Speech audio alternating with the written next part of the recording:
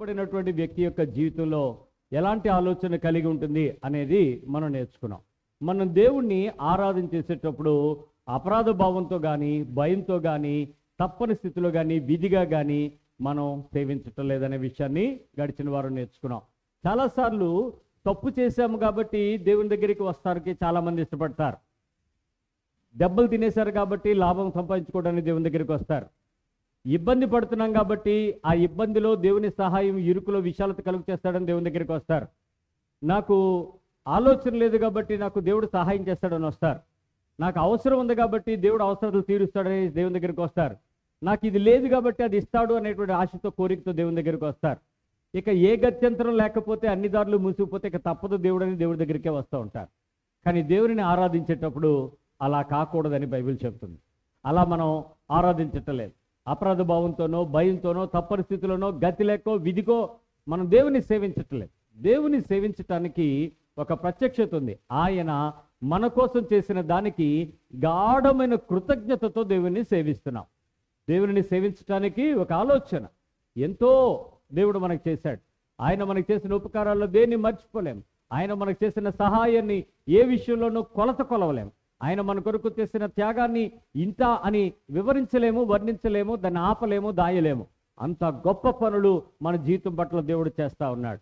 కాబట్టి ఆయన చేసినటువంటి ఉపకారానికి తగినట్లుగా మనము నిజమైన గాఢమైన కృతజ్ఞత హృదయంతో మనము దేవునిని సేవ చేస్తున్నాం.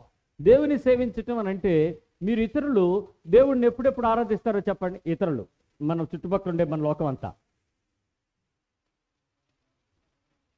వాళ్ళకి బాగా కష్టాలు వచ్చినప్పుడు దేవుడి దగ్గరికి వెళ్తారు. ఇంకా మనం కూడా అప్పుడప్పుడు ఇంకా ఎప్పుడు బాగా దేవుడి దగ్గరికి వెళ్తారు చెప్పండి.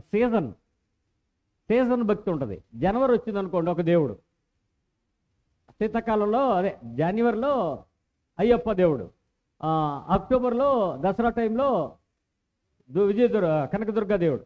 సీజన్గా బాగా ఆరాధన చేస్తూ ఉంటారు. అలాగే మనకి కార్తీక మాసం వచ్చింది అనుకోండి, ఆ టైంలో దేవుని ఎక్కువగా ఆరాధన చేస్తారు. మరి రెగ్యులర్గా కొంతమంది భక్తులు ఉంటారు. వాళ్ళు దేవునితో సంబంధం గురించి ఆలోచన చేయటం కంటే గుడికి వెళ్ళటానికి, దైవత్వాన్ని యొక్క ఆరాధించటానికి వాళ్ళు ఎప్పుడు చాలా భక్తితో, నియమ నిష్ఠలతో, శ్రద్ధతో వాళ్ళు ఆరాధించడానికి రెగ్యులర్గా వెళ్ళిపోతారు. వాళ్ళకి దేవుడు ఏం చేశాడా చేయలేదా అనవసరం, మాకు దొరికిందా లేదా అనవసరం. వాళ్ళు పొద్దున్న లేచి దీపం పెట్టుకుంటారు, దండం పెట్టుకుంటారు, దేవుడి దగ్గరికి వెళ్తారు. వీళ్ళు కొంతమంది ఉంటారు. 100 మంది ఇతరులతో పోలిస్తే, హైందవ విశ్వాసంలో ఉండేటువంటి మన సహోదరులతో పోల్చుకుంటే, మిగిలిన వాళ్ళతో కాదు, పోల్చుకుంటే వాళ్ళు చేసేటువంటి భక్తి ఎలాంటి భక్తి అయి ఉంటుందో ఒకసారి ఆలోచించండి. వాళ్ళకి కావలసినది, అవసరమైనది, ప్రయాస వచ్చిందనుకోండి, కష్టం, అప్పుడు ఏం చేస్తారు? తీవ్రత భక్తిలో కొంచెం హయ్యెస్ట్, ఎక్కువగా తీవ్రమైన భక్తిని వాళ్ళు చేయడానికి ఇష్టపడతారు. అదే మరొక సహోదరులు ఉన్నారు, ముస్లిం సహోదరులు ఉన్నారు. ముస్లిం సహోదరులు రెగ్యులర్గా మీరు వద్దన్న వాళ్ళు ఏం చేస్తుంటారు? నమాజు చేస్తూ ఉంటారు. కానీ దేవుని నమాజ్ చేసేటప్పుడు వాళ్ళు రెగ్యులర్ పద్ధతిలో చేసుకుని వెళ్తూ ప్రత్యేకంగా దేవుని కొరకు ఏమైనా ఆరాధన చేస్తున్నారా అని అడిగితే ఏమైనా చెప్పగలరా?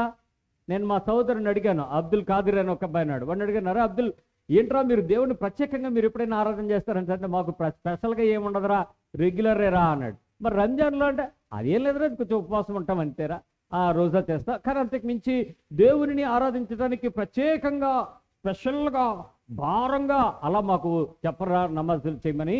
ఎందుకంటే దేవునితో మీరు ఎప్పుడూ కూడా ఒకే రకమైన సంబంధం కలిగి ఉండాలి అని చెప్తారు అని చెప్పాడు. క్రైస్తవ విశ్వాసపు ఆరాధన ఏంటి? మనం ఎలా ఆరాధన చేస్తుంటాం? దేవుడు చేసిన ఉపకారాలు బట్ట, మనకు కలిగిన మేలులు బట్టి మనం దేవుని దగ్గరికి వెళ్తామా?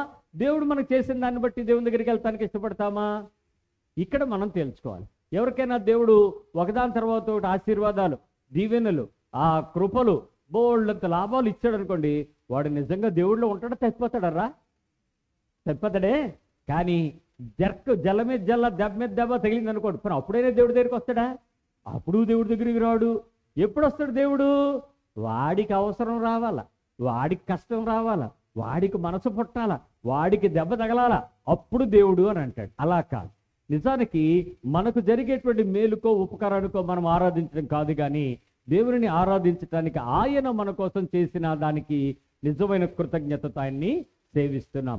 ఆయన మన కోసం చేసిన దానికి ఆనందంగా ఆయన్ని సేవిస్తున్నాం. With a great joyful heart, with respectful heart. దేవుని ఆనందంతో దేవుని ఆరాధన చేస్తున్నాం. దేవుని ఆరాధన చేయటం అనేది మనము చేసేటువంటి భంగిమల మీద కానీ, మాటల మీద కానీ, పాటల మీద కానీ, భక్తి యొక్క క్రతువుల మీద కానీ మనకు ఆధారపడి ఉండదు. అందుకని ఆదివారము లేక వారంలో 1 రోజు 2 రోజులు 3 రోజులు అవకాశాన్ని బట్టి వీళ్ళు వెంబడి మరీ ఎక్కువగా అలాగ చేయమని బైబిల్ చెప్తూ మనము దేవుని సన్నిధికి వెళ్ళే కొద్దీ ఇంకా ఎక్కువగా దేవునితో సంబంధం పెంచుకుంటాం. ఇక్కడ సమస్య ఎక్కడ వచ్చిందంటే, దేవునితో సంబంధం పెంచుకోవలసినటువంటి ఒక ఆత్మీయ క్రైస్తవ్యం నాయకులతోనో లేక మనుషులతోనో లేక సంఘాలతోనో లేక ప్రదేశాలతోనో సంబంధం పెంచుకుంటుంది. అది పెంచుకోకూడదు. అలాగనే అది తప్పని కాదు. దానికన్నా దేవునితో ఉండేటువంటి దేవునితో ఉండే సంబంధాన్ని అత్యధికంగా మనం పెంచుకోవాలి. అందుకని ఆయన చేసిన దానికి మనం ఎప్పుడూ కూడా దేవుని ఎలా సేవిస్తున్నామని చెప్తుంది బైబిల్. ఆనందంగా, ఉత్సాహంగా, సంతోషంగా ఆయన్ని సేవించవాలి. ఆయనకు మనం జీవితాంతం రుణపడి ఉన్నాం. ఎప్పుడెప్పుడు? Life time, all the life time, జీవిత కాలం రుణపడి ఉన్నాం. అందుకే క్రైస్తవ్యంలో బాలుడు అనే స్థానం నుంచి మరణించడానికి సిద్ధపడుతున్న వృద్ధాప్యము వరకు కూడా దేవునిని విడిచిపెట్టకుండా దేవునితో సంబంధాన్ని ఎప్పుడూ కూడా నిలుపుకోవటానికి, కొనసాగించడానికి ఆశ కలిగి ఉండాలి. దేవునితో సంబంధం నిత్య నూతనమైన అనుభవానికి మనిషి ఎప్పుడూ కూడా సిద్ధపడాలి. అందుకని మనం జీవిత కాలము ఆయనకు మనం రుణపడి ఉన్నాం. నిజంగా లెక్క వేసుకుని చూద్దాం. మనం చేసినటువంటి పనులకు దేవుడు ఆయన మన కొరకు చేసిన త్యాగానికి లెక్కేస్తే నిజంగా మన కోసం ఆయన మరణించాల్సిన అవసరం ఉందంటారా? మన కోసం ఆయన గాయపడాల్సిన అవసరం ఉందా? మన కోసం ఆయన బాధపడాల్సిన అవసరం ఉందా? లేదనే చెప్పాలి. ఎందుకనంటే మనకంటే ఆయన ఎంతో ఉన్నతుడుగా, మనం ఎంతటి వారమైనప్పటికీ మనం నిజంగా చాలా గొప్ప సహాయం చేయటానికి ఇష్టపడుతున్నాం. రక్షణ ద్వారా మన గతము ఆయన ఏం చేశాడో చెప్పండి? క్షమించేశాడు. మనము రక్షించబడ్డాము అని అంటే ఆ రక్షించబడటం యొక్క గొప్పతనం ఏంటంటే, నీవు ఇప్పటి వరకు చేసిన ప్రతి పాపము, ప్రతి దోషము, ప్రతి శరీరానుసారమైన క్రియ, మన సంబంధమైన క్రియ, హృదయ సంబంధమైన క్రియ, లోక సంబంధమైన ప్రక్రియ అన్నిటినీ దేవుడు ఏం చేశాడు? క్షమించి పెట్టాడు. ఆయన తీసేశాడు, బాధ అంతా తొలగించేశాడు. సో రక్షించబడడం ద్వారానే మన పాపములు గతం అన్నిటిలో కూడా కొట్టివేయబడ్డాయి. నేను ఒక ఆయన అడిగాను, బాబు నీ పాపాలన్నీ క్షమించబడ్డాయా అని అడిగాను. తను అన్నాడు, అనయ్య నేను 11వ సంవత్సరంలో బాప్తిసం తీసుకున్నాను అనయ్య, కానీ ఈ మధ్యలో నేను మా ఫ్రెండ్ ఒకటి చూశాను, 29లో వాడికి పెళ్ళి అవుతుందంటే ఆ టైంలో బాప్తిసం తీసుకోవడానియా, కానీ వాడికన్నా నేను చాలా గ్రేట్ కదా అన్నాడు. ఎందుకు గ్రేటు అని అడిగాను. నిజం చెప్పండి, 11 సంవత్సరంలో బాప్తిసం తీసుకున్న ఆ అబ్బాయికి 29వ సంవత్సరంలో బాప్తిసం తీసుకుంటున్న ఇతనికి ఇద్దరిలో ఎవరు గొప్ప అని అడిగితే మీరేం చెప్తారు? 29 సంవత్సరాలు లోకంలో ఉండి పాపం చేసి శరీరానుసారం ప్రవర్తించి పెళ్లి కొరకు బాప్తిసం తీసుకుని పాపాలకు కడుక్కోవటం గొప్ప, 11వ సంవత్సరం ఊహ తెలుసుకునేటప్పటికే, లోకంలోకి వెళ్ళేటప్పటికే తప్పు చేయకుండా రక్షణ పొంది ఇకపై పాపం చేయకూడదనే మంచి ధైర్యంతో, దేవుడు నాకు తోడయ్యున్నాడనే మంచి నిరీక్షణతో, దేవుని వాక్యంతో, సంఘంతో, సహవాసంతో, ప్రార్థనాత్మతో దేవునిలో నిలవబడి అతని జీవితాన్ని ముందుకు తీసుకెళ్లే వ్యక్తి గొప్ప? ఎవరు గొప్ప? ఎవరు గొప్ప? అందుకనే జనరల్గా మనం 8వ తరగతి చదువుతూ ఉండేటప్పటికల్లా ఆ వ్యక్తికి బాప్తిజం తీసుకోవటం చాలా అవసరం. ఎందుకంటే ఊహ తెలిసిపోతోంది, అతడు లోకంలోకి వెళ్ళిపోతున్నాడు, లోకానుసారమైనటువంటి స్నేహాలు చెడ్డవి పాడు చేస్తాయి. కాబట్టి అతడు ప్రభువులోకి వచ్చేస్తే ఇకపై తన పాపం చేయకుండా త్వరగా పరిశుద్ధంగా దేవునితో ఎదుగుతూ తన జీవితకాలం దేవునికి ఎంతో ఆనందంగా జీవించగలడు. కానీ చాలా మంది ఏమంటారు, బాప్తిజం తీసుకోవడానికి అప్పుడే ఎందుకో పెళ్లికి ముందు తీసుకుందాంలే, హిందూ పెళ్ళి అవుద్దో క్రైస్తవ పెళ్ళి అవుద్దో తెలియదు కదా అనుకుంటారు. నిజానికి ఆయన నీ కొరకు చేసిన త్యాగం ఏంటంటే, నిన్ను రక్షించడానికి నిన్నేం చేయమనలే, మనసు మార్చుకొని హృదయంలో ఒప్పుకొని దేవుని కొరకు నీ జీవితాన్ని సమర్పించుకోమన్నాడు అంతే. దానికి నువ్వేదో పెద్ద త్యాగం చేయాల్సి వచ్చినట్లు బాప్తిస్మం తీసుకోవాలి అని అంటే, ఒకప్పటి కాలంలో 2 పరిస్థితులు ఉండేవర్రా. ఆ పనులు దేవుడు మనకి ఇవ్వలేదు. ప్రతి ఒక్కరూ కూడా రక్తం చిందించాలి, 1 లీటర్ రక్తం ఒలికించుకోవాలి అన్నారు అనుకోండి, ఎంతమంది బాప్తిజం తీసుకుంటారు? తీసుకోరే. బాప్తిజం తీసుకోవాలి అని అంటే ప్రతి ఒక్కడు వీపు మీద 4, రొమ్ము మీద 4, బుర్ర మీద 4 దెబ్బలు తినాలి అన్నారు అనుకో, వస్తారా? రారు. కానీ దేవుని కొరకు మీరేం చేయించక్కర్లేదురా, మీరు ఇకపై పాపం చేయకుండా దేవుని యొక్క నీతికి నిలబడతానని వాగ్దానం చేసి వస్తే చాలు అన్నాం అనుకోండి, అప్పుడు మాత్రం అప్పుడే ఎందుకులే సినిమాలు చూడడం ఆపేయాలి, షికార్లు మానేయాలి, ఫ్రెండ్స్తో తిరగడం అవ్వదు, ఈ లోకంలో ఎక్కడరా బాబు బోల్డ్ సుఖాలు ఉన్నాయి, సంతోషాలు ఉన్నాయి, ఇక దేవుడు అని ఎందుకు చచ్చిపోవడం అని చాలామంది అనుకుంటారు. దయచేసి రక్షించబడటం ద్వారా ఆ రక్షణ యొక్క ప్రణాళికను మనం అర్థం చేసుకున్నప్పుడు మన గతమంతా దేవుడు క్షమిస్తున్నాడని గుర్తుపెట్టుకోండి. దాని అర్థం ఏంటంటే మనకు వర్తమానం ఇవ్వడానికి, మనకి భవిష్యత్తు ఇవ్వడానికి, మనకి ఫ్యూచర్ని ఇవ్వడానికి గతాన్ని తీసేస్తున్నాడనే విషయం గుర్తుపెట్టుకోవాలి. పాతది తొలగించి క్రొత్త ధనంలోనికి మనల్ని నడిపించడం యొక్క దేవుని ఉద్దేశం ఏంటి అని అంటే మనకు న్యూ లైఫ్ ఇవ్వడానికి, క్రొత్త జీవితాన్ని వర్తమానంలో మనల్ని పెంచడానికి దేవుడు రక్షణ అనుభవాన్ని మనకి ఇస్తున్నాడు. సో ఆ రక్షణ యొక్క అమూల్యతను మనం ఇంకొక రకంగా తప్పు చేయడానికి దేవుడు ఇష్టపడట్లేదు. అంతేకాదు మన భవిష్యత్తుని రక్షించబడడం ద్వారా ఆయన ఏం చేయాలనుకున్నాడో తెలుసా? సేఫ్ గాడ్ చేయాలనుకున్నాడు. సురక్షితం చేయబడుతుంది.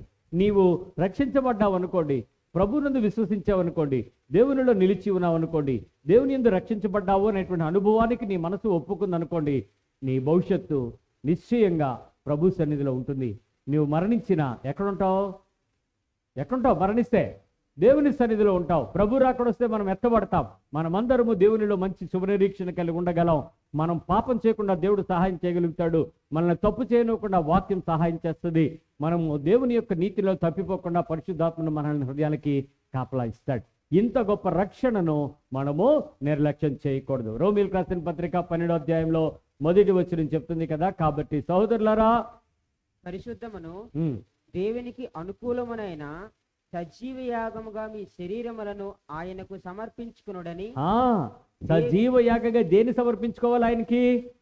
మీ పక్కవాళ్ళకి చెప్పండి, పరిశుద్ధమును దేవునికి అనుకూలమైన సజీవ యాగంగా మీ శరీరాలు ఆయనకు సమర్పించుకోండి. ఇట్టి సేవ మీకు యుక్తమైనదని చెప్తాడు అక్కడ కదా. వాక్యాలు బట్టి బదిలాడుతూ ఇట్టి సేవ మీకు యుక్తమైనది. సేవ అంటే ఏంటి ఇచ్చుకోవాలి చెప్పండి అక్కడ. ఏమి ఇవ్వడం సేవ? ఏమి ఇవ్వడం సేవ? సరిగ్గా చదవండి, వాక్యం ఏం అర్థమవుతుందో. సజీవ యాగంగా మీ ఏమి ఇవ్వాలి? కొబ్బరికాయలు ఇవ్వాలా? అరటిపళ్ళు ఇవ్వాలా? ఊదొత్తులు ఇవ్వాలా?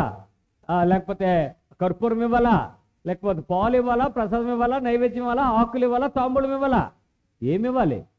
మీ శరీరాలు ఇవ్వకుండా మీ చేతుల నుంచి ఏమి ఇచ్చినా దేవుడు ఆనందపడు. ఏం కావాలి ఆయనకి? మీ బాడీ, మీ శరీరము దేవుని యొక్క దేవాలయము కనుక సజీవముగా మీ శరీరాలను దేవునికి అప్పగించుకోవాలి.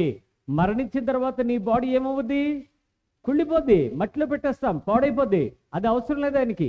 కాబట్టి బ్రతికి ఉండగా, జీవము కలిగి ఉండగా, రక్తమాంసాలు కలిగి ఉండగా, నీ శరీరంలో ప్రాణము కలిగి ఉండగా, ఉనికి చలనము ఆయుష్ కలిగి ఉండగా నీ శరీరం ఆయనకి ఇవ్వడమే ఆయన కోరుకుంటున్న మంచి సేవ. మంచి సేవ. సేవ సేవ అనేటువంటి పదం ఒకసారి అర్థం చేద్దాం. నిస్వార్థంగా ఇతరులకు మనం చేసే ప్రేమపూర్వకమైన సేవ మనం నిజంగా రక్షించబడ్డామన్న విషయాన్ని చూపిస్తాం. నువ్వు నిజంగా రక్షించబడ్డావు అని అంటే చూడండి, అక్కడ బోల్డ్ మంది పిల్లలు ఉన్నారు, అనాథ పిల్లలు ఉన్నారు. వాళ్ళు మరి ఇల్లు కాలిపోయినాయో, లేక కరువులో ఉన్నారో, లేక ఈ కరోనాలో ప్రయాణాలు చేసి వెళ్తున్నారో, ఎలాంటి పరిస్థితుల్లో ఉన్నారో తెలియదు. వాళ్ళందరికీ సేవ చేయడానికి నిజంగా వాళ్ళు ఎంత చక్కగా ఇస్తున్నారో చూడండి ఒకసారి. మేము ఈ కరోనా టైంలో చాలామంది హైదరాబాద్ నుంచి ఒరిస్సాకి వెళ్ళడానికి, హైదరాబాద్ నుంచి కలకత్తా వెళ్ళడానికి, ఎక్కడెక్కడ చెన్నై నుంచో కొన్ని రోజులు ప్రయాణం చేసి నడిచి వచ్చారు. గుర్తుందా? ప్రయాణాలన్నీ ఆగిపోయినాయి కదా. మరి మీరు వెళ్ళి పట్టణాల్లో ఉండిపోయిన వాళ్ళందరూ ఏం చేశారు? లాస్ట్కి వారస్తనే మూతికి గుడ్లు కట్టుకుని, నెత్తి మీద వగిలిపెట్టుకుని, కాళ్ళకి చెప్పులు లేక ఉన్న వాటితో బయలుదేరి ఇల్లు ఖాళీ చేసి బతుకుతామో చచ్చిపోతామో, వెళ్ళి మా ఊరెళ్ళి చచ్చిపోతామో అనుకుని ప్రయాణం చేసి వచ్చారు. అలాంటి కొన్ని వేల లక్షలాది మంది ప్రయాణాలు లాక్డౌన్ పీరియడ్లో ప్రయాణం చేస్తూ ఉంటే మరి కొంతమంది మా ఫ్రెండ్స్ నాకు ఫోన్ చేశారు, ఒరే ఎరా నువ్వు క్రైస్తవుడు కాదా అన్నారు. నాకు బాధ అనిపించింది. ఎరా నేను క్రైస్తవుడిని, డౌట్ ఎందుకు వచ్చిందిరా అంటే, అంతమంది రోడ్ల మీద బాధపడతా ఉంటే నువ్వు ఇంట్లో తలుపేసుకుని లాక్డౌన్ అని ఎలా కూర్చున్నావురా అన్నారు. ఒరే బయటికి వెళ్తే చచ్చిపోతాం అంటున్నారు రా అన్నాను నేను. అంటే ఒరే చచ్చిపోరా, నువ్వు సేవ చేయడానికి రావురా అని అడిగారు. అదేంట్రా, అందరూ వెళ్తే నేను కూడా వస్తాను రా అన్న. అంటే ఏంటి, అందరూ చచ్చిపోతే మనం కూడా చచ్చిపోతాం రా అంటే ఆడరాడు, ఒరే చచ్చిపోతాం రా, సేవ చేసి చచ్చిపోతాం రా అన్నాడు నా ఫ్రెండ్. సరేరా అయితే ఏం చేద్దాంరా అని అంటే, ఏం చేద్దాంరా, అందరికీ మన దగ్గర ప్రస్తుతానికి డబ్బులు ఉన్నాయి కదా, వాటర్ ప్యాకెట్లు పంచి పెడదాంరా, వాటర్ బాటిల్స్ ఇద్దాంరా, మజ్జిగ ప్యాకెట్లు ఇద్దాంరా అన్నాడు. ఓకేరా అని చెప్పి నాకు తెలిసిన ఫ్రెండ్స్ అందరికీ ఫోన్ చేశాను. రైట్, ఈరోజు మనం ఒక 1000 మందికి కనీసం తక్కువ కాకుండా మజ్జిగ ప్యాకెట్లు వాటర్ ప్యాకెట్లు ఇద్దాం అనుకుంటున్నాం, ఎవరెవరు ఏం చేయాలో చూడండి రా అని అంటే, మా ఫ్రెండ్స్ అందరూ ఉండరు, రే నువ్వు ఎప్పుడు చేస్తావా అని చూస్తున్నావు రా, ఎందుకంటే సేవ అంటే నువ్వే చెయ్యాలరా, నువ్వు మొదలు పెడితే మేమందరం వస్తాం రా అని. ఇంతకీ నాకు కలిగిందో ఇంకోటి కదిపాడా, మనకు కలగలే మరొకటి కదిపాడు, ఆడికి తెలిసిన సేవ నాకు అర్థం కాలే. వెంటనే సరేరా చేద్దాం రా అన్నారు. వెంటనే రై ఎవడరా డైరీలో ఎవరున్నారా అని మా ఫ్రెండ్ ఒకడు ఉన్నాడు, వాడికి ఫోన్ చేస్తాం, రై విశాఖ డైరీ నుంచి నాకు 1000 బటర్ మిల్క్ కావాలంటే, ఊరు 1000 అన్నాడు. ఎవరా అంటే, బోల్డ్ మంది 1000 తీసుకెళ్ళిపోతున్నారు రా అన్నాడు. నాకు 1000 ఏర్పాటు చేయరానండి, ఇవాళ అవదరా రేపు అన్నాడు. అయితే 500 చేయను, 500 ఏర్పాటు చేశాడు. పెరుగు తెప్పించాం, మజ్జిగ చేసాం, మొత్తానికి గ్లాసుల్లో మొత్తం డబ్బాల్లో పోసుకున్నాం, వెళ్ళి రోడ్డు మీద నిలబడ్డాం. వచ్చిన వాళ్ళందరికీ మజ్జిగ ఇచ్చాం. మధ్యాహ్నం వరకు మజ్జిగ ఇస్తుంటే ప్రతి ఒక్కడు తాగి భగవాన్ ఆప్కో బడా కరే, దేవుడు మిమ్మల్ని దీవించును గాక, God bless you my son అని అంటుంటే, నిజంగా దేవుడు మనల్ని దీవించడం కోసం చేశామా, మనలాంటి మనిషికి మనం సేవ చేయటానికి ప్రేమపూర్వకంగా దేవుడు మనల్ని బ్రతికించాడు కాబట్టి చేస్తున్నామా? ఎప్పుడూ కూడా ఏదో ఆశించి ఎప్పుడు చేయొద్దు, ఎప్పుడు ఏదో పొందుకుందామని మనం చేయొద్దు. అలాంటి చేసే సేవ కాదు. ఏ రకమైన లాభము ఆపేక్షించకుండా, ఏ రకమైన గుర్తింపు ఆపేక్షించకుండా, ఏ రకమైన రివార్డు అవార్డు పొందడానికి ఇష్టపడకుండా యథార్థమైనటువంటి సేవ మనం చేయాలి. ఒకవేళ ఆ సేవకి ప్రభుత్వాలు మెచ్చి, ప్రజలు మెచ్చి మీకు అవార్డులు ఇవ్వచ్చు, రివార్డులు ఇవ్వచ్చు, ఘనపరచచ్చు, వాటి కొరకు మీరు ఎప్పుడూ కూడా ఎదురు చూడకండి, వాటి వైపు ప్రయత్నం చేయకండి. సంతోషంగా చేసాం. ఆ రోజు 2 రోజు బటర్ మిల్క్ ప్యాకెట్లు 1000 వచ్చేసి, మేము మళ్ళీ ఒక 2000 బటర్ మిల్క్ తయారు చేసుకున్నాం. మొత్తం వెళ్ళి ఉంచున్నాం. పొద్దున్న నుంచి ఇస్తూ ఉంటే మా చేతులు నొప్పి పొట్టే కానీ తాగేవాళ్ళు సరిపోలే, వస్తూనే ఉన్నారండి. ఒక్కొక్కరు పులిహోర ప్యాకెట్లు ఇచ్చారు, ఒక్కొక్కరు బ్రెడ్ ఇచ్చారు, ఒక్కొక్కరికి డబ్బులు ఇచ్చారు.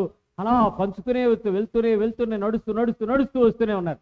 అప్పుడు మాకు అర్థమైంది, ప్రభువా ఇంతమంది ప్రజలకు సేవ చేయటానికి మనుషులమైన మేము ఎంతైనా సేవ చేయాలి. నిజానికి సేవ చేయటం అంటే మాకున్న దానిలో కొంత ధర్మం చేయడం, మా శరీరాలను కొంతగా సహాయంగా అప్పగించుకోవటం, మా ప్రాణాలలో సుఖాన్ని వదిలి అనేక మంది ప్రాణాలను సుఖపరచడానికి మేము ఇబ్బంది పడగలగటం, ఇది కదా యుక్తమైన సేవ. సజీవమైన సేవగా నా శరీరాలు కదా అప్పగించాలి అని నాకు అర్థమైంది. ఆ తర్వాత వారం బ్రెడ్ పంచాం, ఆ తర్వాత పులిహోర తయారు చేసి పంచాం, ఆ తర్వాత భోజనాలు పంచాం, ఆ తర్వాత వాళ్ళకి నిత్యమైన దారిలో వెళ్ళడానికి కొన్ని అవసరతలు, కొన్నిసార్లు మేమైతే ఒక 10 షాపులకు వెళ్ళి చెప్పులు పంచిపెట్టాం. ఇలా చాలా పంచిపెట్టాం. అవసరతలో ఉన్నవారికి రేషన్ పంచిపెట్టాం, మందులకు అవసరం వారికి మందులు ఇచ్చాం. ఎందుకు చేసాం ఇవన్నీ? మనకి లాభము పుణ్యం వస్తుందనా? దయచేసి తప్పు. పుణ్యం వస్తుందని చేసేవాడు పాపం పూడగట్టుకుంటాడు. లాభం ఆశించి చేసేది పుణ్యం కాదు. కృప ఏదైనా బహుమతిని ఆశించి ఈవిని అపేక్షించి చేసేది దానం కానే కాదు. మొన్న మా దగ్గర బటర్ మిల్క్ పంచిపెడుతూ, ఈ వారం పలానా వారు ఇచ్చారు, దేవుడు వాళ్ళని చల్లగా చూడునుగాక అన్నాడు ఒక ఆయన. నేను ఆయన దగ్గరికి వెళ్ళాను. దేవుడు చల్లగా చూడండి అన్నాను. అదేంటండి అన్నాడు. తప్పు కదా, దేవుడు చూస్తాడని నువ్వు బటర్ మిల్క్ ఇస్తావా? దేవునికి సేవ చేయాల్సిన పని ఏంటంటే, దేవుడు నీకు ఇచ్చాడు కాబట్టి నువ్వు ఇవ్వాలి, దేవుడు నిన్ను బ్రతికించాడు కాబట్టి నువ్వు సేవ చేయాలి, దేవునికి నీకు శరీరం ఇచ్చి ప్రాణం ఇచ్చి ఉనికి ఇచ్చాడు కాబట్టి నువ్వు చేయాలి. అంతేగాని నాకేదో ఇస్తేనే చేస్తాను, నాకు ఉంటేనే చేస్తాను, నాకు లాభం వస్తే చేస్తాను, నాకు పుణ్యం వస్తే చేస్తాను, నాకు ప్రతిఫలం వస్తే చేస్తాను, అది దుర్మార్గమైన ఆలోచన.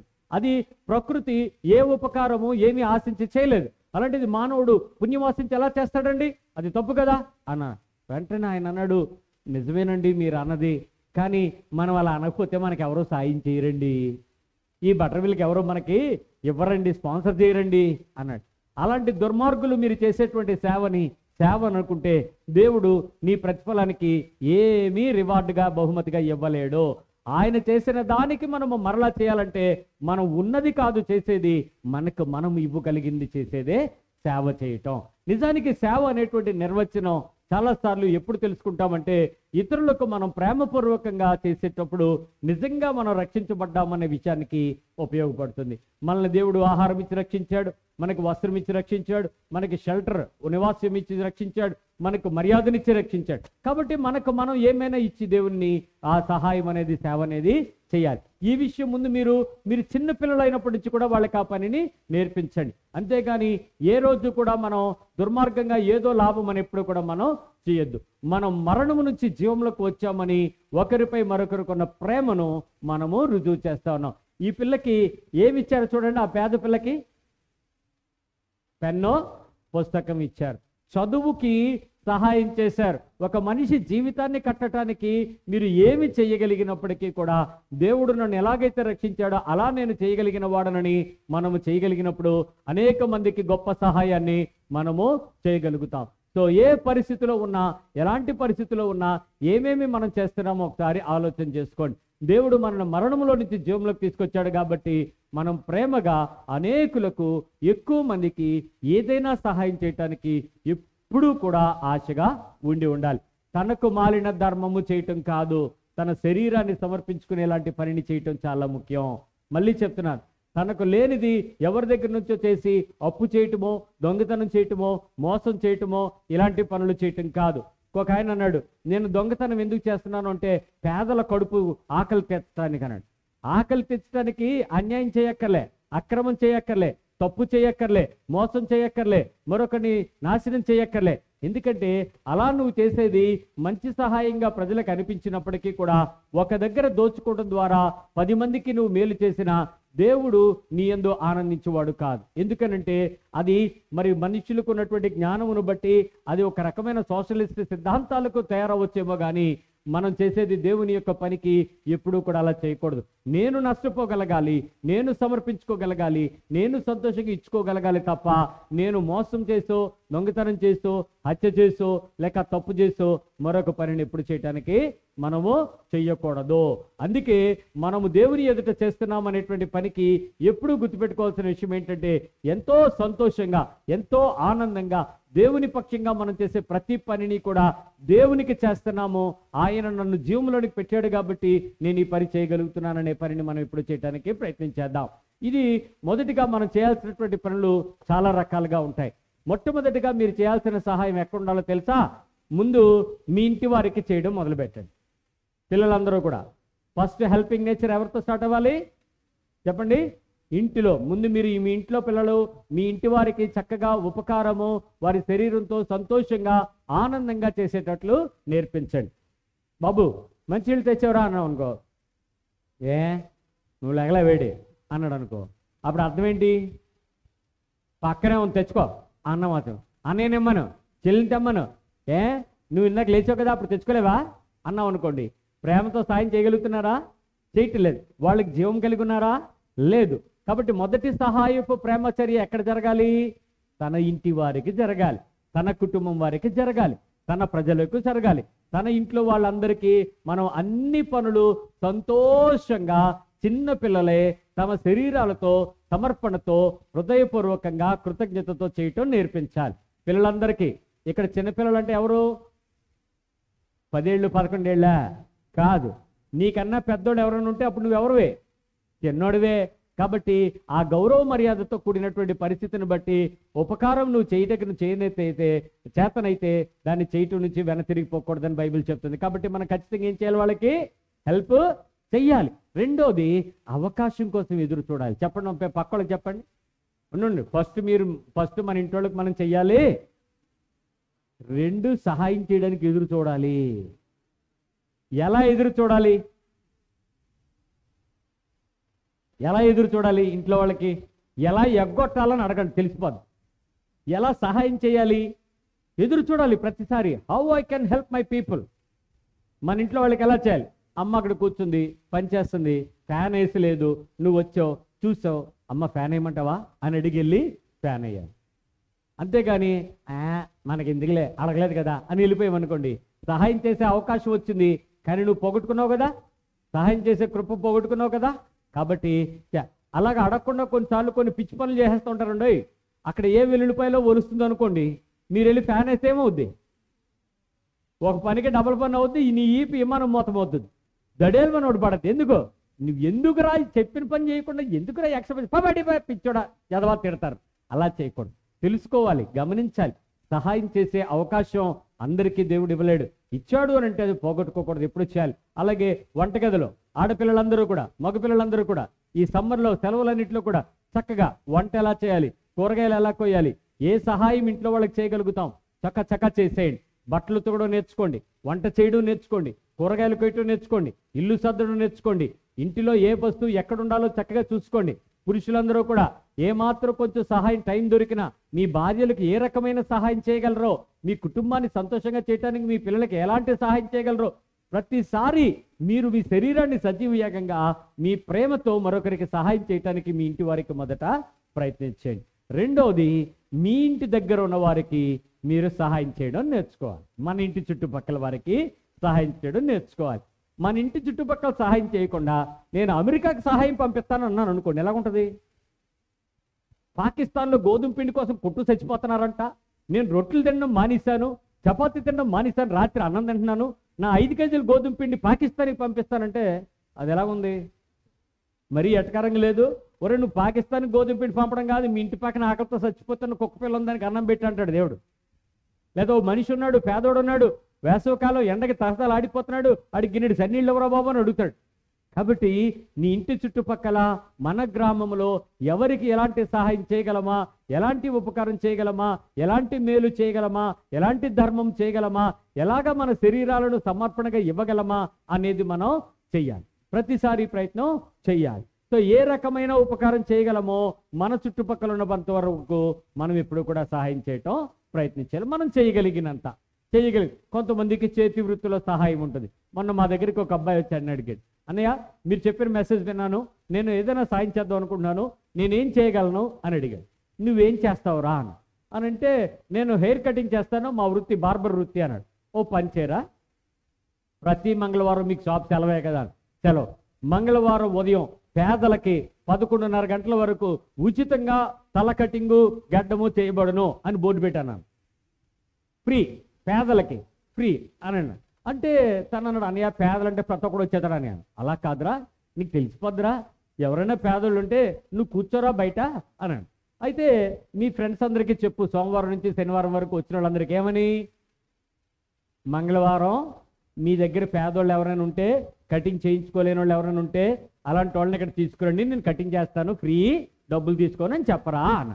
అంతే, పబ్లిసిటీ ఏమవుద్ది, గుప్పమనిపోయింది. సోమవారం శనివారం వరకు అందరికీ చెప్పారు. సోమవారం మంగళవారం ఉదయం అయ్యేటప్పటికి కొట్టు దగ్గర పెద్ద లైన్ ఉందండి. వీడు కొట్టు తీసేటప్పటికే ఫుల్గా ఉన్నారు. వీడి కళ్ళు దిగలు మనిపోయాయి. ఊరు నాయన ఎంతమంది వచ్చారేట్రా బాబు, వీళ్ళందరికీ నేను ఒక్కడిని ఎలా చేయగలను అనుకుని, సరే ఏదో ఒకటి చేస్తారని చెప్పేసి ఏం చేశారంటే, ఈ రోజు ఫస్ట్ వచ్చిన వాళ్ళందరికీ ఇప్పుడు గుండు ఫ్రీ అన్నాడు. కటింగ్ కాదు, గుండు కొడిచాడు. అందరికీ బర్రా గడ్డలు, బర్రా కొండుకు.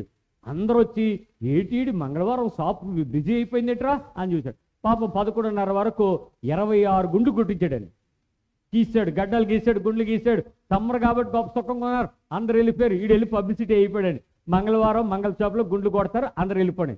ఎవడు కావస్తున్నాడో వాడి దగ్గరికి వెళ్ళాడు. మొత్తానికి వచ్చాడు. వాడు 2 వారాల తర్వాత వచ్చాడు. అన్నయ్య, దేవుడు దయ వల్ల మంగళవారం గుండు కొట్టించేస్తుంటే నేను ఫ్రీ చేద్దాం అనుకున్నాను అన్నయ్య. నేను సహాయం ఎప్పుడైతే నా చేతి పనిని చేయడం ప్రారంభించానో దేవుడు మేలు చేయడం ప్రారంభించాడు అన్నయ్య అన్నాడు. ఎలాగరా? వచ్చినోడు గుండు చేయించుకుని, నాయనా నా దగ్గర 50 రూపాయలు లేవు, ఈ 20 ఉంచు, 10 ఉంచు అని ఎవడికి తోచింది ఇచ్చేళ్తాడటండి. ఎవడు ఫ్రీగా చేయించుకోవట్లేదట.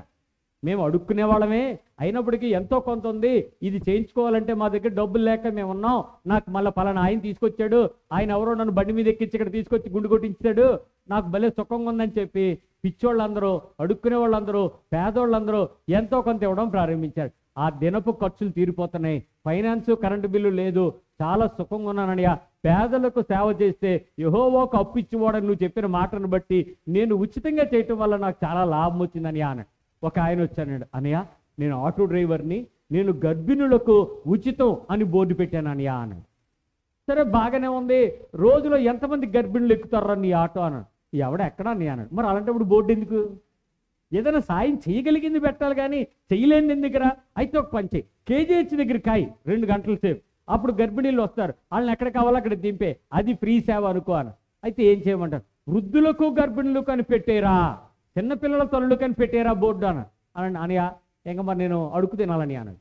ఏమొద్దురా, నువ్వు చెయ్యరా 2 రోజులు, ఏమవదు, వారం మొత్తంలో నెల మొత్తంలో ఒక 2 రోజులు సేవ చేయలేవా? నువ్వు చేయగలిగింది ఉపకారం కదా, అది కృప కదా, సజీవంగా నీ శరీరం కదా దేవునికి ఇస్తున్నావు, నీ శరీరం ఇతరులకు శరీరంకి ఉపయోగపడితే ఏముంది నాన్న, చెయ్యరా అనంటే చేశాడు. ఆ తర్వాత వాడు వచ్చి చెప్పాడు, అన్నయ్య పేదలకి సాయం చేస్తే ఆ సంతోషం వేరుగా ఉంటుంది అన్నయ్య అన్నాడు. నిజమే కదా, నిజంగా ఎవరికైనా ఏమైనా మీరు ఆనందం కావాలంటే మీరు మంచి డ్రింకులు కొనుక్కొని తాగక్కర్లా, మంచి లగ్జరీ హోటల్లోకి వెళ్ళి జీవించక్కర్లా, మంచి సినిమా చూడక్కర్లేదు, మంచి క్రికెట్ ఆడక్కర్లా.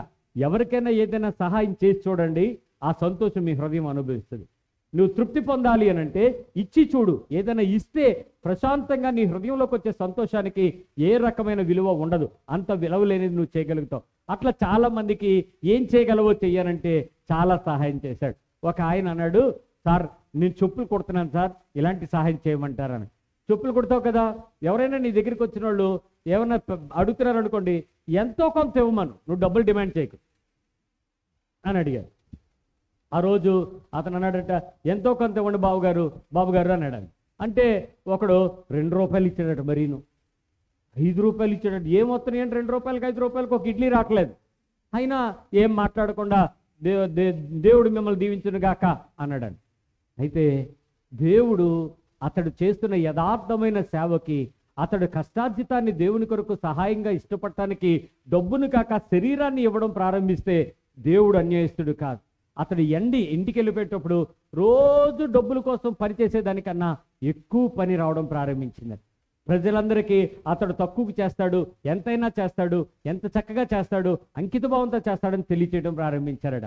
ఒక ఆయన వచ్చి అన్నాడట, ఒరే నాయనా, నువ్వు చాలా రోజుల నుంచి చూస్తున్నాను, నువ్వు చాలా తక్కువ డబ్బులకి మా చెప్పులు కుడుతున్నావు, రిపేర్లు చేస్తున్నావు, పాలిష్లు చేస్తున్నావు, నేను నీకు చిన్న సాయం చేద్దాం అనుకుంటున్నాను అన్నాడు. ఎవడో వచ్చి నీకు సాయం చేస్తారంటే మీరు నమ్ముతారండి? ఏం సాయం చేస్తారు? మహా అయితే ఒక 50, 100, 1000 రూపాయలు ఇస్తారు, అంతే కదా. ఆయన అన్నాడంట, నేను నీ పేరు మీద ఒక లోన్ పెడుతున్నాను, ఆ లోన్ నీకు ఇస్తాను, ఆ లోన్తో నీకు ఒక షాప్ ఇస్తున్నాను, ఆ షాప్లో నువ్వు ఉండి హ్యాపీగా నువ్వు బిజినెస్ చేసుకుంటూ నువ్వు నెలకింత చొప్పున కట్టే అని చెప్పి అతడు రూపాయి పెట్టుబడి పెట్టకుండా అతడే బ్యాంక్కి అర్జీ పెట్టి లోన్తో షాప్ పెట్టి ఇతన్ని తీసుకెళ్ళి సడన్ సర్ప్రైజ్, నువ్వే ఓపెన్ చేసుకో రిబ్బన్ కటింగ్ అన్నాడంట. చిన్నగా రోడ్డు పక్కన గొడుగు పట్టుకుని చెప్పులు కొట్టుకుంటున్న వ్యక్తి బ్యాంకు వారి సౌజన్యంతో ఒక ఐరన్ షాప్ ఏర్పాటయ్యి సెక్యూర్డ్గా ఒక షాప్ దగ్గరికి వెళ్ళి దానిలో కూర్చుంటే ఆయన అన్నాడు, సార్ ఇది నిజమేనా అని. ఇన్ని సంవత్సరాలు నువ్వు నమ్మకంగా ఉన్నావు, నేను నీకు ఈ మాత్రం సాయం చేయలేనా? నేను బ్యాంక్ మేనేజర్ని, నా చేతిలో ఉంది సహాయం, ఇలాంటివి సంతోషంగా నువ్వు అనిపించు, నువ్వేం టెన్షన్ పడకు, నీకు ఉన్నప్పుడు ఇంత కట్టు చాలు అన్నాడు. ఈరోజు అతను పెద్ద చెప్పుల షాప్ పెట్టుకున్నాడు. అతను అంటాడు, నేను సేవ చేయటం వల్ల ఈరోజు నాకు ఈ దీవెనిచ్చాడు దేవుడు. నా సజీవ యాగంగా నన్ను ఏ ఉపకారం నా ప్రజలకు చేయగలనో, ఎంత చెయ్యగలనో, ఎలా చెయ్యగలనో, ఏ పరిస్థితుల్లో నా శరీరాన్ని ఉపయోగించగలనో దాన్ని నేను చేస్తానంటాడు. అందుకని నీకున్న పనిలో, నువ్వు చెయ్యగలిగిన దానిలో, నువ్వు చెయ్యగలిగినంతలో నీ శరీరాన్ని ఉపయోగిస్తూ నువ్వు ఇతరులకు డబ్బు ఇవ్వలేకపోయినా, వస్తువులు ఇవ్వలేకపోయినా, నీ ప్రేమపూర్వకంగా నువ్వు ఏమి చేసినా దేవుని పేరట నువ్వు చేసినట్లయితే, మంచి మనస్సాక్షితో చేసినట్లయితే, ఏమి ఆశించకుండా చేసినట్లయితే, హృదయపూర్వకంగా చేసినట్లయితే, మనస్ఫూర్తిగా దేవునితో నీవు మరొకరిని ప్రేమించాలి, నాలాగా అవతల వ్యక్తి ఉండాలి అనే పద్ధతిలో నువ్వు చేసినట్లయితే తప్పకుండా దేవుడు అన్యాయస్తుడు కాదు. ఈయన చూడండి ఏం చేస్తున్నాడు, ఈయన చేసిన సహాయం చూడండి ఏం చేస్తున్నాడు. సహాయం చేస్తున్నాడు, ప్రేమ సరిగ్గా చూపిస్తున్నాడా? ఏం చేస్తున్నాడు ఆయన? ఓ ఫోటో తీసుకుంటున్నాడు.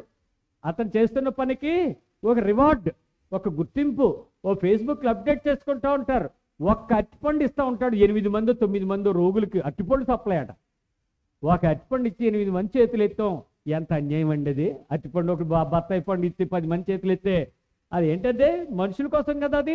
ఇలాంటివి నీ సహాయ చర్యల ద్వారా ఇతరులపై ప్రేమ సరిగ్గా చూపకపోతే ప్రమాదం. నువ్వే పని చేసినా అక్రమంగా చేస్తే తప్పు. ఒక కోడలు వచ్చి అంటుంది, అన్నయ్య నేను ఎంతో సాయం చేద్దాం అనుకుంటానన్నయ్య, మా అత్తగారికి ప్రేమగా భోజనం పెడదాం అనుకుంటానన్నయ్య, మా మామగారికి చాలా సాయం చేద్దాం అనుకుంటానన్నయ్య, కానీ వాళ్ళని చూస్తే ఒళ్ళు సిరాకెత్తిపోద్దనియా, కోపం వచ్చేద్దనియా, తిట్టాలనిపిద్దనియా. అమ్మా, మీ అత్తగారు మీ మామగారు నీకు భర్తనిచ్చినటువంటి తల్లిదండ్రులు కదా. నీ భర్త బంగారం అయితే మీ అత్త మీ మామ చెత్త అవుతారా? కాబట్టి వారిని నువ్వు చూడకుండా, వారికి నువ్వు ప్రేమగా చేయకుండా, నీ భర్తను నువ్వు ప్రేమగా చూపించుకోవడం స్వార్థం కదా. ఒకవేళ ఇదే కానీ చేస్తే రేపు నీ ఇంటిలో నీ బిడ్డకు వచ్చే కోడలు నిన్ను ఇలాగే చేస్తుంది, జాగ్రత్త అన్నాడు. అమ్మ నాయనో, నేను అసలే సుఖపడిన దాన్ని, నా కోడలు నన్ను ఇలా చేస్తే చూడలేను అని. అయితే ఇప్పుడు నువ్వు అర్థం చూడడం ప్రారంభించు, నీ మామగారిని జాగ్రత్తగా చూడడం ప్రారంభించు. ప్రేమగా చూపించకుండా నీవు ఇష్టానుసారము చేయటం నీతికి వ్యతిరేకం. భార్యను, భర్తను, పిల్లలని నీ కుటుంబం అని నువ్వు ఎలా అనుకుంటున్నావో దేవుని కుటుంబం అని నువ్వు అలాగే భావించాలి. అందరినీ కూడా ఒకేలాంటి ప్రేమతో నువ్వు సహాయం చేయటం ఇష్టపడాలి. అంతేగాని ఇలాగ గుర్తింపును ఆశించో, ఘనతను ఆశించో, ప్రతిఫలం ఆశించో, లేక ఎక్కడైనా ఎవరికైనా తెలియపరచాలనో ఏ రకమైనటువంటి గుర్తింపు పనిని మనం చేయటానికి దేవుడు అంగీకరించడు. దేవుని ప్రజలు అలా చేయకూడదు. ఏం చేయగలరో ఆ పని మీరు చేయటానికి ఎప్పుడూ కూడా ఇష్టంగా ఉండండి. మొన్న ఒక సందర్భంలో నేను ఒక సహాయం చూశాను. మా ఇంటి దగ్గరలో ఒక తోట ఉంది. ఆ తోటలో తోటమాలి మరి ప్రతిదీ కాసుకుంటాడు కదండి. తోట కాసుకోవాలి కదా. రాలిపోయిన పళ్ళు ఏం చేయాలి? మీరు అమ్మేయాలి కదా, అమ్ముకునే కదా సొమ్ము చేసుకుంటారు. అతను ఏం చేశాడంటే వీధిలో పిల్లలు వెళ్తుంటారా, ఎట్రండ్రా అన్నాడు అనేసి ఒక్కొక్క మామిడి పండు వాడికి ఫ్రీగా ఇవ్వడం మొదలుపెట్టాడు. జీడిపండు, మామిడి పండు ఇలా పళ్ళు ఫ్రీగా ఇస్తున్నాడు. నేను ఆయన అడిగాను, ఎందుకు వాళ్ళకి ఫ్రీగా ఇస్తున్నావు అన్నాను. సార్, ఇప్పుడు ఈ పళ్ళు పట్టుకెళ్ళి నేను అమ్మడానికి ఎండలో వెళ్తే నాకు వచ్చేది ఎంతో నాకు తెలియదు, కానీ ఈ తోటలో ఉన్న పళ్ళు పోతాయి. కాబట్టి వీటిని పాడవడం కంటే ఎవడో ఒక పిల్లల పేదళ్ళు తింటే సంతోషమే కదా సార్ అని ఇచ్చేస్తున్నాను సార్ అని. సరే, చాలా మంచిది, ఇచ్చాను. నెమ్మదిగా ప్రతిరోజు అటు వెళ్తున్నాడుకల్లా పిలిచి, నానా ఇగో ఈ పండు తినరా అని చెప్పి వాళ్ళందరికీ పండు పంచి పెడుతున్నాడు. ఒక సందర్భం వచ్చిందండి. అతను పండు కొయ్యాలి అని అంటే చాలా కష్టమైన పరిస్థితి, మనుషులు దొరకక పళ్ళు రాలిపోయే పరిస్థితి వచ్చింది. అయితే రోజు పళ్ళు తీసుకుంటున్న పిల్లలు ఉన్నారు కదా, వీళ్ళందరూ వచ్చి ఒక రోజు అన్నారట, సారు ఇబ్బంది పడుతున్నారు, రోజు మాకు పళ్ళు ఇస్తున్నారు సార్, మేము మీకు ఏమైనా సాయం చేయగలమా అని అడిగారు. ఏమీ లేదురా, ఇవి పళ్ళు ఉన్నాయి, అవి కొయ్యాలి, అవన్నీ తీసుకొచ్చి ఇక్కడ పెట్టాలి, ఇవన్నీ నేను బండికి అమ్మాలి, మరి ఇదంతా కష్టంగా ఉంది, నేను మనుషులు పెట్టుకోలేకపోతున్నాను అని అంటే, సార్ రోజుకి మాకు మీరు ఇంత సాయం చేస్తున్నారు, మాకు సంతోషంగా పళ్ళు ఇస్తున్నారు, మేము దొంగతనం చేయకుండా ఆపుతున్నారు, మాకు ఆకలి తీరుస్తున్నారు, మాకు రుచి దొరుకుతుంది, మేము మీకు ఈ మాత్రం సాయం చేయలేమా సార్ అని చెప్పి 50 మంది పిల్లలు తోటలోకి వచ్చి 10 నిమిషాల్లో మొత్తం తోట అంతా తెంచిపడిచారటండి. పళ్ళు మొత్తం తీసుకొచ్చి బొట్టలు ఎత్తేసి అక్కడ పెట్టేస్తుంటే మిగిలిన తోటలో వాళ్ళందరూ పిల్లల్ని రానివ్వకుండా ముళ్ళకంచిలేసి కర్రలతో కొట్టి వాళ్ళని తిట్టి శాపాలు పెట్టి భయపెట్టిన వాళ్ళందరూ తోటను ఎలా దింపాలరా, వర్షం పడేలాగా ఉంది, గాలి వేసేలాగా ఉందని భయపడుతుంటే వీడి అన్నీ అమ్మేసుకుని పిల్లలందరితో నుంచుని ఉన్నాడు బయట. అందరూ అంటున్నారు, అంకుల్ రోజు మీరు మాకు చేశారు, మేము ఒక్కరోజే సాయం చేస్తాం, మీరు రోజు మాకు ఆకలి తీర్చారు, మాకు రుచి కలిగిన పళ్ళు ఇచ్చారు, మేము మీకు ఈ మాత్రం సాయం చేయలేమా అన్నారట.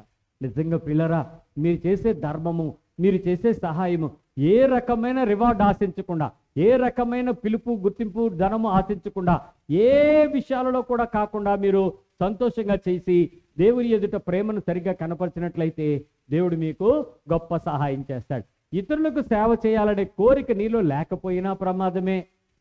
మనకెంతైనా చాలదు, మనం ఇచ్చిస్తే ఎలాగా, రేపు మనం అడుక్కుంటామా, మన కష్టం కదా, రేపు ఉండకపోతే ఎలాగా, చీమలు చూడు ఆహారం దాచుకుంటాయి, మనం కూడా దాచుకుందాం, మనం కూడా బ్యాంకులో దాచుకుందాం, మనం కూడా ఇంకో చోట దాచుకుందాం. జాగ్రత్త సుమి, నీ ప్రాణాన్ని పోతే ఏమడుతావు? వెయ్యి వెర్రివాడ నీ ప్రాణం అడుగుతున్నానంటే దేవుడికి ఏం సమాధానం చెప్తారు? ఏమి ఉండదు. కాబట్టి ఇతరులకు సేవ చేయాలి అనేటువంటి ఆలోచన నీ దగ్గర లేకపోయినా, అంతేకాదు సరిగ్గా ప్రేమ చూపించే పద్ధతి చేయకపోయినా చాలా ప్రమాదమే. ఇక్కడ ఎవరు సహాయం పొందుతారు? నిజం చెప్పనా, నువ్వు ఇచ్చేదానికి ఎవ్వరు నువ్వు ఇవ్వకపోయినా బతకడానికి దేవుడు వాళ్ళకు ఒక సహాయం పెడతానే ఉంటాడు. కానీ నీ అంతటుగా నీవు హృదయపూర్వకంగా, నువ్వు ప్రేమపూర్వకంగా, దేవుని పక్షంగా, సజీవమైన సహాయముగా, నిన్ను బ్రతికించిన దేవుని పక్షంగా నువ్వు చేయడం కనుక చేయగలిగితే దేవుడు నీ యందు ఇంకా ఆనందించడానికి ఇష్టపడతా ఉంటాడు. అంతేకాదు, నా అవసరాల గురించి మాత్రమే నేను చింతిస్తున్నాను అనుకోండి. ఏంటి మన అవసరత ఈ రోజుల్లో? ఏంటి చెప్పండి? విటమిన్ ఎమ్మో, ఎంతసేపు నా డబ్బుల్ని ఎలా దాచుకోవాలి, నా డబ్బుల్ని ఎలా ఉంచుకోవాలి, నేను పనికాహార పథకానికి నా కూలి బాగా వస్తుందా లేదా, ఇంకోటి ఎవరికైనా ఎక్కువ వచ్చేస్తుందేమో, నాకు రావాలి, నాకే కావాలి, ఈ డబ్బు దాచుకునే పద్ధతి చాలా ఉన్నాయి.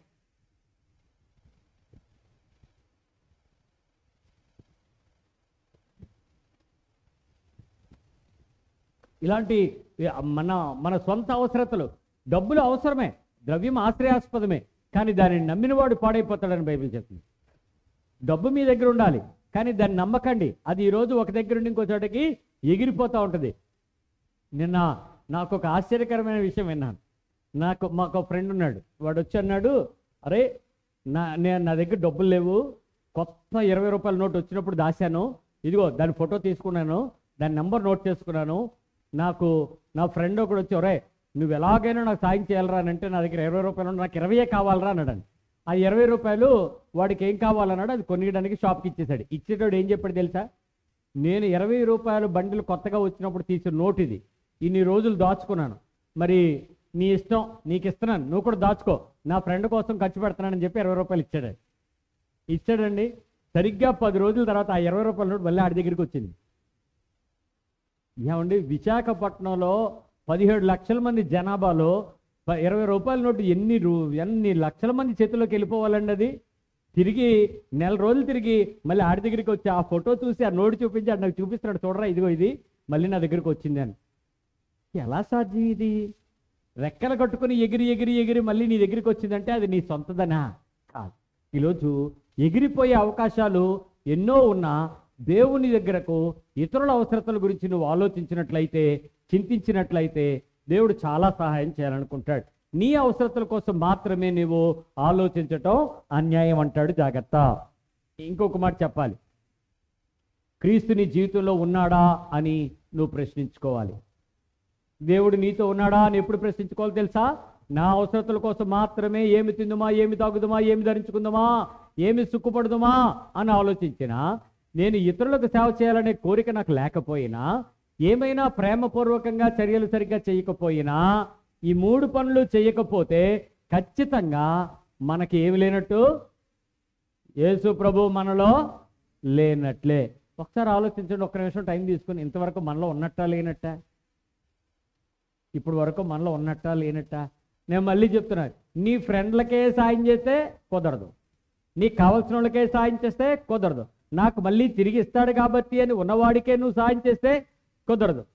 కలిగి ఉన్నది ఏది నీ దగ్గర ఉంచడు, లేనివాడికి ఇవ్వబడుతుంది. జాగ్రత్త. 2 రకాలుగా చేసేస్తాడు దేవుడు. ఉన్నాడా లేనాట అని ప్రశ్నించుకోవాలి. చూద్దాం. రక్షించబడిన హృదయం సేవ చేయాలి అని కోరుకుంటుంది. నువ్వు ఎలా రక్షించబడినా ఎలాగో ఒకలాగా సేవ చేయాలి, ఎలాగో ఒకలాగా హెల్ప్ చేయాలి, ఎలాగో ఒకలాగా సహాయం చేయాలి, ఎలాగైనా నేను సహాయం చేయాలి అనేటువంటి కోరిక రక్షించబడ్డ హృదయానికి ఉంటుంది. జీతం కోసం పనిచేసే ఉద్యోగివైనా, కూలి కొరకు పనిచేసే దినసరి వ్యక్తివైనా, నెలలో వచ్చే జీతంలో పట్టుకున్నవాడివైనా, నీవు ఇంటిలో ఏమీ లేకుండా జీవించే గృహిణివైనా, నీవు ఉద్యోగస్తుడివైనా, వ్యాపారివైనా, ఏదో ఒక విధంగా రక్షించబడ్డ వ్యక్తి సహాయం చేయాలనే మనసు కలిగి ఉంటుంది. నేను మళ్ళీ చెప్తున్నాను, దానమో ధర్మమో సాయమో లాభం ఆశించి చేస్తే దేవుడు ఒప్పుకోడు. గుర్తింపును ఆశించి చేసేది కాదు, ప్రతిఫలం ఆశించేది కాదు, నీకు సంతోషం కలిగిస్తే చేసేది కాదు. దేవుని యందు నేను ఉన్నాను, దేవుని ప్రేమ నాలో ఉంది, దేవుడు నా సజీవ యాగంగా నా శరీరాలను సేవ చేయడానికి అప్పగించమన్నాడు, ఏదో ఒక విధమైన సహాయం చేయటానికి నేను ఇష్టపడతాను. అక్కడ ఎవరికి సహాయం చేయాలి? ఎవరికైనా అనేటువంటి ఒక వ్యక్తికి మనం సేవ చేయాలనేటువంటి విషయం ఇష్టపడాలి. అదిగో ఎంతో మంది జనం ఉన్నారు కింద, ఎంతమంది ప్రజలున్నా ఏదో ఒక రకమైన సహాయం చేయటం అనేది ఒక మనిషిగా, ఒక పిల్లవాడిగా ఉండేటప్పుడే మనం నేర్పించాలి. పెద్దవారు అయ్యేటప్పటికే సహాయ గుణాన్ని నిరాకరించకుండా మనం నేర్చుకోవటం చేయాలి. చాలా మంది ప్రజలు ఆ తప్పుగా అర్థం చేసుకున్న దేవుని సేవకు మరో పదం ఏంటంటే పరిచర్య అనేటువంటి పదం. సేవ అనే పదానికి పరిచర్య అనే పదం మనందరికీ చాలా తప్పుగా అర్థమైంది. ఏమంటే ఇక్కడ కూర్చున్న వాళ్ళలో ఎవరైనా మీరందరూ దేవుని పక్షంగా మీరందరూ ఏదో ఒక సేవ చేయాలి అన్నాం అనుకోండి, మీకేం సేవ అంటే అర్థమైంది చెప్పండి? సేవ అంటే దేవుని సేవ అనే మాట రాగానే మీకు ఏమర్థమైంది? ఎవరికి సేవ? దేవుడికి సేవ. అంటే ఎలాంటి సేవ? చూడండి, చర్చ్ అయిపోయింది, చర్చ్ అయిపోయిన వెంటనే ఇక్కడ యవనస్తులందరూ కూడా తడిగుడ్డు పెడుతున్నారు, మొత్తం క్లీన్ చేసేసి తడిగుడ్డు పెడుతున్నారు. వాళ్ళు ఏం చేస్తున్నారు? చేయండి, చెప్పండి. ఎవరికి? ఎవరికి? గట్టి చెప్పరా? దేవుడికి సేవ చేస్తున్నారు. తొప్పుల దగ్గర నిలబడే వాళ్ళందరిలో అక్కడ నిలబడి టోకన్ చేస్తున్నారు. ఏం సేవ చేస్తున్నారు? ఎవరికి సేవ చేస్తున్నారు? సేవ దేవునికి సేవ చేస్తున్నారు. ఇదిగోండి ఇక్కడ మహేష్ అన్నయ్య, ఈ అన్నయ్య వాళ్ళు సేవ చేస్తున్నారు. ఏం చేస్తున్నారు? అవి అక్కడ రాహుల్ బ్రదరు వీళ్ళందరూ చేస్తారు. ఏం చేస్తున్నారు వీళ్ళు? దేవుని సేవ చేస్తారు. మరి నేనేం చేస్తున్నాను? ఏడి దేవుడు? దేవుడేడి? సేవ చేద్దాం దేవుడికి ఏడండి చెప్పరా కదా. ఇక్కడ చాలామంది దేవుని సేవ అనే పదానికి తప్పు అర్థం చేసుకున్న మరో పదం ఏంటి? పరిచర్య అనే పదం మనం చాలా తప్పుగా అర్థం చేసుకుంటున్నాం. చూడండి, ఇదిగో ఇక్కడ ఇద్దరు మాట్లాడుకుంటున్నారు. ఒక వ్యక్తి మరొక వ్యక్తితో మాట్లాడుతున్నాడు. యువతల వ్యక్తి దేవుని ఎరిగిన వ్యక్తి, అవతల వ్యక్తి దేవుడు తెలియదు. అతనికి ఇతను చేసే పని సేవ. ఒక దేవుడు ఎరిగిన వ్యక్తి దేవుని ఎరగని వ్యక్తికి చేసేది సేవ. దేవుని బాగా తెలుసుకున్న వ్యక్తి దేవుణ్ణి బాగా ఎరగని వ్యక్తికి చేసేది సేవ. దేవునిని అనుభవిస్తున్న వ్యక్తి దేవుడంటే అటు ఇటుగా ఉండే వ్యక్తికి చేసేది సేవ. అది సేవ. అంటే ఇక్కడ వస్తువు ఉందా, ధనం ఉందా, సహాయం ఉందా, లేక ఇంకేమైనా ఉందా? ఏది చేసినా మనము దేవుని తెలుసుకున్న వ్యక్తిగా మరొక వ్యక్తికి మనం ఏం చేయగలమా అనేదే సేవ అనేటువంటి దృక్పథం. మినిస్ట్రీ అనే పదం మనందరూ ఇప్పుడు ఎవరి గురించి ఆలోచిస్తున్నామో ఒకసారి చూడండి. ఇక్కడ ఎవరెవరు ఉన్నారు? బెదర్లో చూసారా? ఈ మధ్య రంగురంగులు డ్రెస్సులు వేస్తున్నారు, మెడలో కండువాలు. ఇవన్నీ ఎవరు అనుకుంటున్నారు? వీళ్ళందరూ పాస్టర్లు, గురువులు, మతాధికారులు. సేవ అనగానే, మినిస్ట్రీ అనగానే మనకి ఎవరు గుర్తొస్తారు? వీళ్ళే కదా గుర్తొస్తున్నారు. అందరూ పాస్టర్లే కదా గుర్తొస్తున్నారు. వీళ్ళందరూ ఏం చేస్తున్నారంటే, నేను మొన్న ఒక ఆయన అడిగాను, బ్రదర్ మీరు ఏం చేస్తున్నారంటే, ఇప్పుడే మినిస్ట్రీ ముగించుకుని వస్తున్నాను అన్నాడు. నన్ను ఎవరికన్నాను అంటే దేవుడికి అన్నాడు. మీ దగ్గరికి వస్తాడు ఇటు దేవుడు అన్నాడు. అంటే అదే చర్చికి అన్నాడు. చర్చా అంటే అదే విశ్వాసులకి అన్నాడు. విశ్వాసులా? దేవుని ప్రజలను. అలా చెప్పు. దేవుని మనుషులకి నువ్వు ఏదో చేయటానికి వెళ్ళి ఉంటావు. ఏం చేసావు అన్నాడు. వాక్యం చెప్పాను. Very good.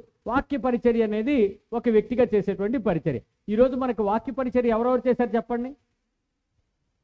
ఇక్కడ నుంచి ఎవరెవరు చేశారు? హరికృష్ణ బ్రదర్ చేశాడు, గోపికృష్ణ మాస్టర్ చేశారు, బాబురావు బ్రదర్ చేశాడు, ఇంకా హరేంద్ర బ్రదర్ చేశాడు. వాళ్ళు ఏం చేశారు నీకు తెలుసా? వాళ్ళు మనకి తెలియకుండానే మన కోసం దేవుని యొక్క వాక్యమును మనకేం చేశారు? ఉపచర్యం చేశారు. వాక్యాన్ని పరిచర్య చేశారు. వాక్య పరిచర్య. ఇప్పుడు వాక్య పరిచర్య చేయగానే క్రైస్తవులు అందరూ ఏమనుకుంటారంటే ఇలాగ అయిపోతారేమో అనుకుంటారు. రేపు అందరూ ఏమైపోతారు? ఇంకా పాస్టర్ గారు లాగేస్తున్నాడు, ఈయన పాస్టర్ చేసేస్తాడు, వీళ్ళు చర్చిలో కలిపేస్తారు, మా అబ్బాయిని ఇంకా దేవుని సేవకు లాగేసుకుంటాడు, దేవుని పరిచర్యకు అప్పగించేసుకోవాలేమో. భయపడకండి. మీరు ప్రతి ఒక్కరికి సేవ చేయడానికి పిలువబడ్డవారం అనే మాట తప్పు అర్థం ఎలా వెళ్ళింది? మినిస్ట్రీ అనగానే మతాధికారులు, గురువులు, పాస్టర్లు ఇవే చేద్దామా అనుకుంటున్నారు. కానీ దేవుడు తన కుటుంబంలో ప్రతి సభ్యునికి పరిచారికుడని చెప్పాడు. నువ్వు నీ ఇంటి వారికి పరిచర్య చేశావు. ఇప్పుడు వాళ్ళు చేసింది ఎవరికి చేశారు? దేవుని ఇంటికి చేశారు, మన ఇంటికి చేశారు, మన హ్యుమానిటీ కుటుంబానికి చేశారు. నేను ఎవరికి చేస్తున్నాను? దేవుని పక్షంగా చేస్తున్నాను, దేవుని ప్రజలకు చేస్తున్నాను, దేవుని కుటుంబానికి చేస్తున్నాను, అందరికీ చేస్తున్నాను, సర్వ ప్రజలకు చేస్తున్నాం. ఇక్కడ ఎవరో నాకు కావాల్సింది, నాకు ఇష్టమైంది కాదు. దేవుని ప్రజలకు, ప్రతి వ్యక్తి, ప్రతి కుటుంబానికి ఏం చేయాలి? పరిచరికుడు అయి ఉన్నాడు. ప్రతి వ్యక్తి కంపల్సరీగా తన ఇంట్లో వాళ్ళందరికీ సేవ చేయాలి.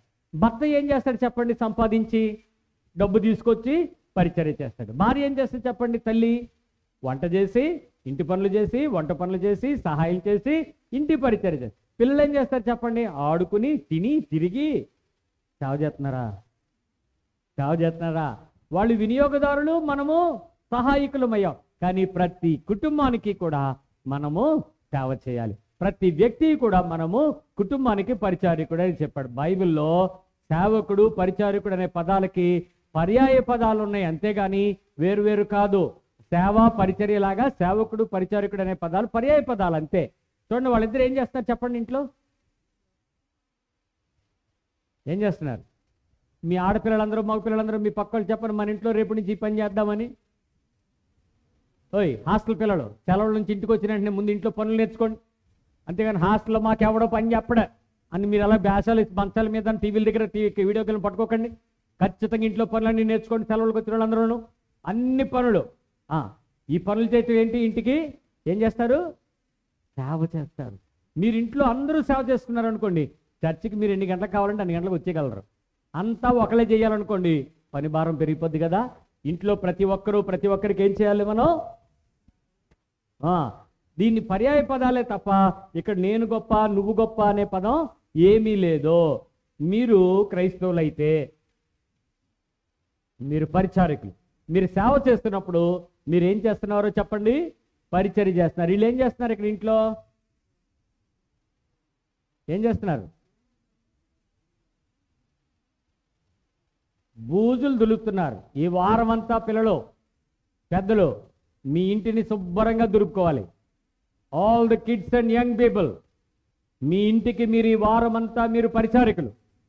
ఖచ్చితంగా మీరు కాంపిటేటివ్ ఎగ్జామ్స్ ప్రిపేర్ అవ్వండి, మీ సమ్మర్ కోచింగ్స్ ప్రిపేర్ అవ్వండి. మీ ఇల్లు దులపాలి. మీ పక్క వాళ్ళకి చెప్పండి, ఇల్లు దులపాలి మనమని. బూజులు దులపాలి. సన్ సైడ్ల దగ్గర నుంచి మంచాల మూలల వరకు, కబ్బోర్డుల దగ్గర నుంచి బాత్రూమ్ మూలల వరకు ఇంట్లో ఎక్కడా పట్టు బూజో కనబడకూడదు. ఏం చెప్పాను? ఏ బూజో కనబడకూడదు చెప్పండి అందరికీ. అందరూ ఏం చేయాలి? ఇంటిని, మన ఇంటికి శ్రమదానం చేయాలి. ఫస్ట్ ఇంటి పని చేయాలి. నెక్స్ట్ మాపింగ్ పెడుతున్నారు. ఏం చేస్తున్నారు? ఇంటికి తడిగుడ్డు పెడుతున్నారు. మీకు మాప్ కర్ర ఉంటే సరే, లేకపోతే చక్కగా బకెట్లో నీళ్ళు వేసుకుని నడుముంచి చక్కగా తడిగుడ్డు పెట్టండి. చాలా నీట్గా తడిగుడ్డు పెట్టండి. తడిగుడ్డు పెట్టమన్నాం కదా, ఒకే బకెట్ నీళ్ళు 3 గదులు పెడితే ఇంట్లో ఉండలేం, కంపుటి చచ్చిపోతారు. ఒక పంచ అవ్వగానే నీళ్లు మారిన వెంటనే నీళ్లు పారబోసి, నీళ్లు అలాగని తక్కువ నీళ్ళు వాడాలి. నీళ్ళు బకెట్లు నీళ్లు పోసేస్తే మనకి ఇల్లంతా పాడైపోద్ది. ఫస్ట్లో నన్ను తడిగుడ్డు పెట్టేద్దామని చెప్పి ఇంత సర్ఫ ఇస్తాను నేను. శుభ్రంగా మాప్ వేసుకుని తుడుతుంటే అడిగేస్తుంటే జారిపోతున్నాను నేనే. ఏం అర్థం కాలే, ఏంట్రా బాబు ఇంత తడిగుడు పెడదామని ఇల్లంతా సప్పలు ఆడించాను, అడిగేస్తే సర్రని వెళ్ళిపోయాను. అమ్మ నాయన, ఆ నీళ్లు పెట్టడానికి ఆ రోజు 6 సార్లు తడిగుడ్డు పెట్టా. అప్పుడు అర్థమైంది, తడిగుడ్డు పెట్టడం కూడా పెద్ద కళే, అమ్మ పెడుతుంటే పెద్ద ఏమీ లేదులే అనుకున్నాం. చాలా జాగ్రత్తగా ఒప్పిడిగా నేర్చుకుని చూసుకుని అడిగి తెలుసుకుని చక్కగా మన ఇంటికి చక్కగా మాప్ చేయడం నేర్చుకోడా. నెక్స్ట్ ఎక్కడ? వంటగదిలో అంట్లు తోముతున్నారు. ఆడపిల్లలు మగపిల్లలు చాలా జాగ్రత్తగా వంటగదిలోకి వెళ్ళి అమ్మగారిని అడిగి ఏం తోమాలో వాటిని ఎలా తోమాలో అలాగా చక్కగా. వాషింగ్ మిషన్లు ఉంటే వేరే విషయం, అదే డిష్ వాషర్లు ఉంటే వేరే విషయం. డిష్ వాషర్లో సామాన్లు సర్దడం కూడా నేర్చుకోండి, ఏవి ఎక్కడ పెట్టాలి. చక్కగా అంట్లు తోమడం, ఇంట్లో అమ్మకి రెస్ట్ ఇచ్చి ఆ పనులన్నీ వంట చేసిన వెంటనే చక్కగా మీరు వంట తోమడం నేర్చుకోవాలి. ఎవరికి చెప్తున్నాను ఈ పనులన్నీ? అలా చూస్తారా? ఏటరా మాకు చెప్తున్నావు అన్నట్టు. నీవు పరిచారికుడవు, నీవు సహాయకుడవు, నువ్వు దేవుని ఇంటికి నమ్మకమైన పరిచారికుడవు.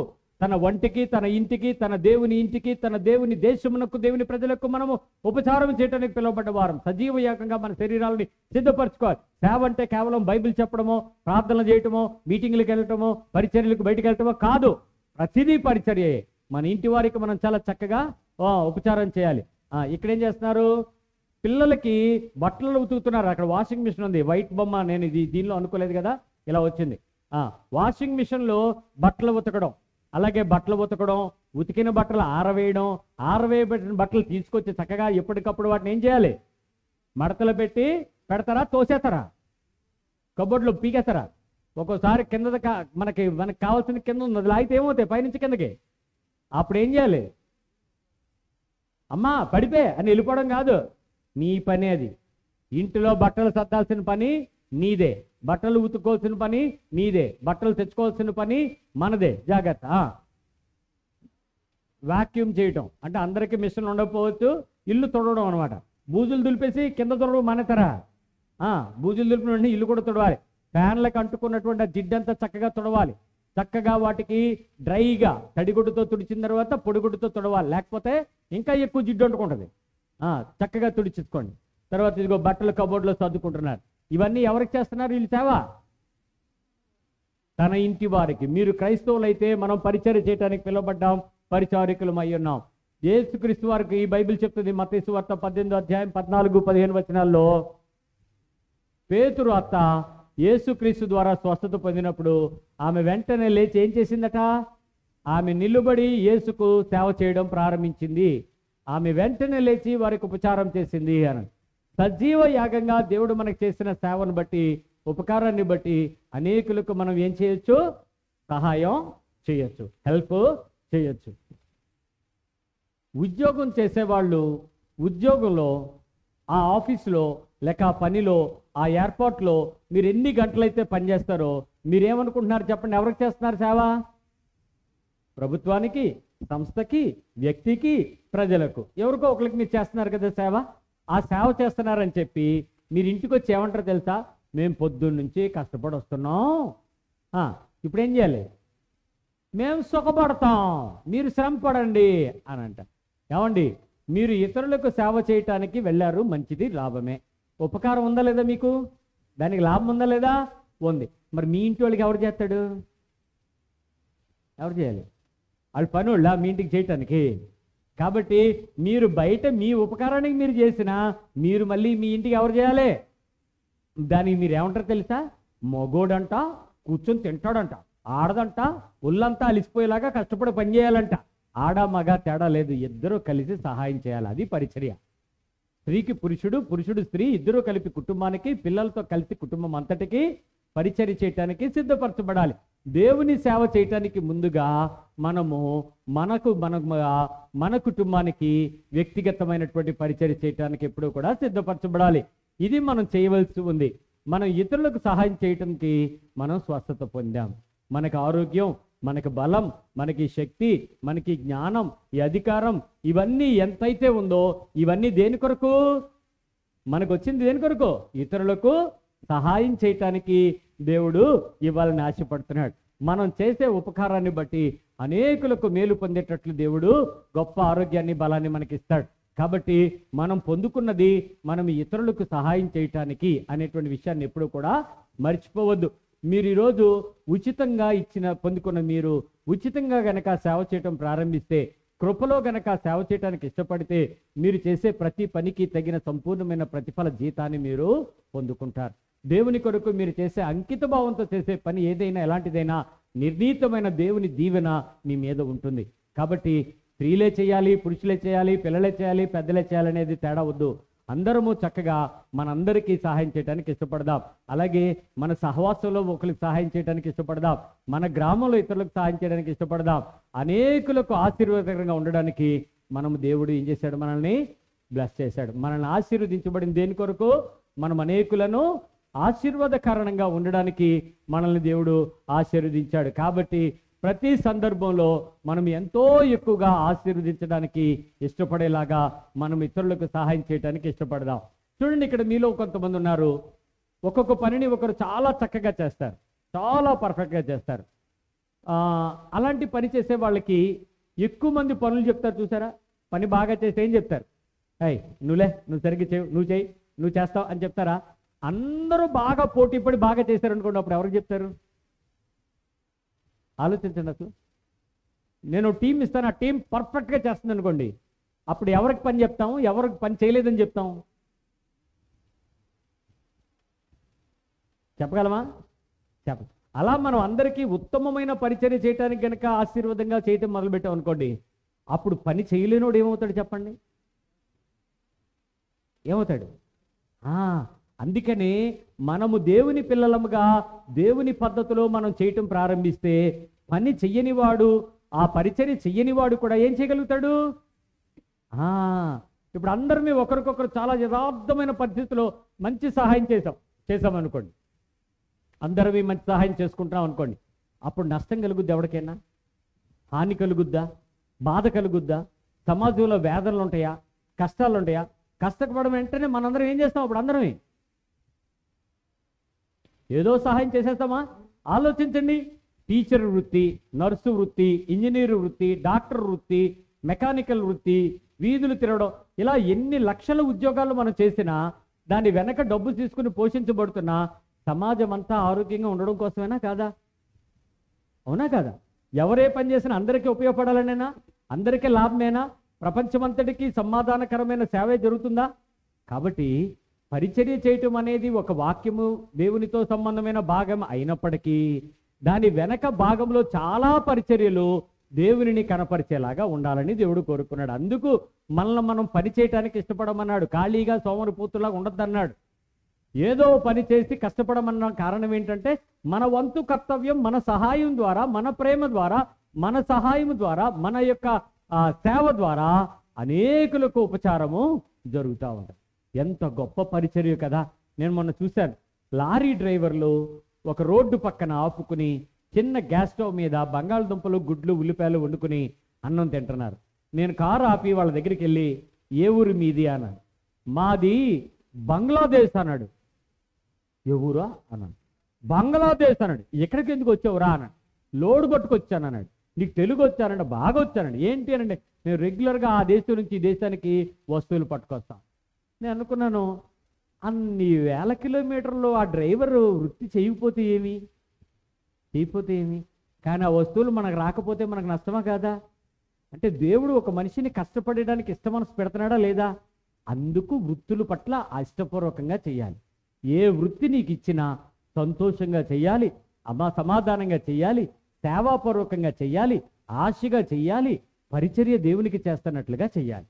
ఇంటి పని అయినా, వంట పని అయినా, వృత్తి ఏదైనా, వ్యాపారం ఏదైనా, వ్యవహారం ఏదైనా అందరము కూడా దేవునికి సేవ చేస్తున్న వారంగానే మనము ఆశీర్వాదకరంగా ఉండడానికి మనం ఏం చేయాలి? ఆశీర్వాదమైన పరిచర్యను మనం చేయాలి. ఇప్పుడు చెప్పండి, నేనే పని చేయను, చెప్పండి, ఏం చేయాలి? మీరందరూ నాకు సేవ చేయండి. నేనే పని చేయను. దాని అర్థం ఏంటి? సేవా చక్రంలో ఒక మనిషి ఏం చేస్తున్నాడు? ఇక్కడ లోటు పెడుతున్నాడా? ఇబ్బంది పెడుతున్నాడా? ఇతని వల్ల నష్టం కలుగుద్దా? కాబట్టి ఒక చిన్న నష్టం కూడా సమాజంలో మనం చేయకుండా ఉండకూడదు. దేవుని పక్షంగా ప్రతి ఒక్కరూ యథార్థంగా చేయాలి, సంతోషంగా చేయాలి, దుర్లాభాపేక్షతో చేయకూడదు, పేరు ఘనత అపేక్షించి చేయకూడదు. అసలు సహాయం చేయాలనే మనసే నాకు రావట్లేదు అని అంటే, ఏదో ఒక పని సహాయపూర్వకంగా చెయ్యాలి అని నాకు రాకపోతే నేను యేసు ప్రభులో ఉన్నవాడిని కాదు. అది లాభం ఆశించి కాకుండా నువ్వు వృత్తిపరంగా చేయి, ఉద్యోగపరంగా చేయి, వ్యవహారికంగా చేయి, సేవా దృక్పథంతో చేయి. కానీ నువ్వు మాత్రం ఏదో పని చేయటానికి దేవునికి ఇష్టపూర్వకంగా సహాయం అనేది చేయటం ప్రారంభించాలి. ప్రయత్నం చేద్దామా? ఈ వారం అంతా మనం ఇంటి పని, హలో సిస్టర్స్ బ్రదర్స్, మీ ఎగ్జామ్స్ మీకు ఉంటాయి, మీ చదువులు మీకు ఉంటాయి. అయినా మీరేం చేయాలి? ఫస్ట్ ఏం చేయాలి? బూజులు దొలపాల, తర్వాత వంట, తర్వాత బట్టలు, తర్వాత ఇల్లు నీట్గా సర్దాలి. చెప్తున్నాను, ఈ వారంలో ఏదో ఒక సందర్భంలో అత్యధికమైన ఆకస్మిక తనిఖీ జరుగును. సోమవారం మళ్ళీ ఎలక్షన్లు ఉన్నాయి. నేను మళ్ళీ విశాఖపట్నం నుంచి ఓటేయడానికి ఇక్కడికి రావచ్చును. వచ్చినప్పుడు మీ ఇల్లు సందర్శించవచ్చును. జాగ్రత్త సుమి, ఫోటోలు తీద్దును, ఇంటర్వ్యూలు కూడా చేస్తాను. ఎంత సహాయం చేస్తున్నారో. ఎవ్వరూ ఖాళీగా ఉండదు. అందరూ అన్ని పనులు పిల్లల దగ్గర నుంచి చక్కగా చేయడానికి ప్రయత్నం చేసి మనం ఎవరికి సేవ చేస్తున్నాం చెప్పండి? దేవుని పక్షంగా సజీవ యాగంగా మన శరీరాలను సేవ చేయడానికి ఇష్టపడుతున్నాం. సణుక్కొనక, బలవంతంగా కాక సంతోషంగా చేసి దేవుని ప్రతిఫలం పొందుదాం. ప్రార్థన చేద్దాం. ప్రభు బలలో చేపడదాం.